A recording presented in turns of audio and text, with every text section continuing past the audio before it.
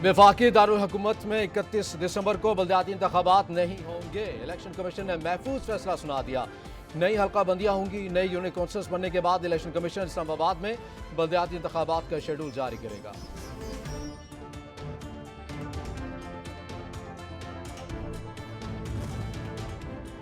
कौमी असम्बली से इस्तीफों की तस्दीक। पीटीआई अरकान कौमी असम्बली कल इस्लामाबाद तलब। तमाम MNAs खैबर पख्तूनख्वा हाउस इस्लामाबाद में इकट्ठे होकर अपने हाथों से इस्तीफे तहरीक करेंगे। इमरान खान वीडियो लिंक के जरिए अरकान को आइंदा की हिकमत अमली के बारे में आगाह करेंगे। इस्तीफों के मामले पर सुप्रीम कोर्ट जाने या ना जाने के ऑप्शंस पर भी गौर होगा।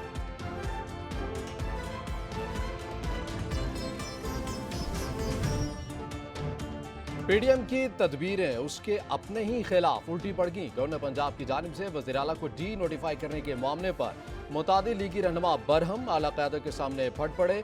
वज़ीर आला एतमाद का बोर्ड हासिल करने प्लान भी मौजूद ही नहीं। क़यादत को कानूनी मामला पर तवज्जो देने के लिए अलग कानूनी टीम तश्कील देने की तजवीज़।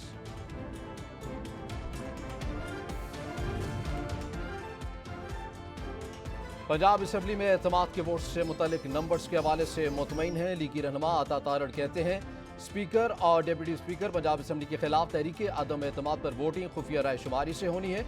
नंबर्स गेम इंतहाई दिलचस्प है। स्पीकर और डिप्टी स्पीकर के इंतखाब पर हमारी तैयारी है सरप्राइज।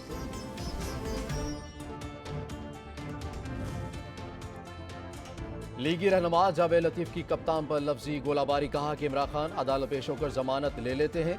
नवाज शरीफ के हक में कोई फैसला आ जाए तो कहा जाता है कि NRO मिल गया। इलेक्शन से कोई भाग नहीं रहा। सियासी और माशी अदम से काम पैदा करने वालों को कटहरे में लाना होगा। अगर कौम का एतमाद बहाल करना है तो 2017 के किरदारों को बेनकाब किया जाए।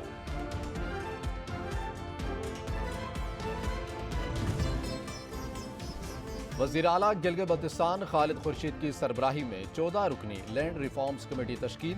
3 वजीर और 1 मशीर भी शामिल। कमेटी का नोटिफिकेशन जारी कर दिया गया।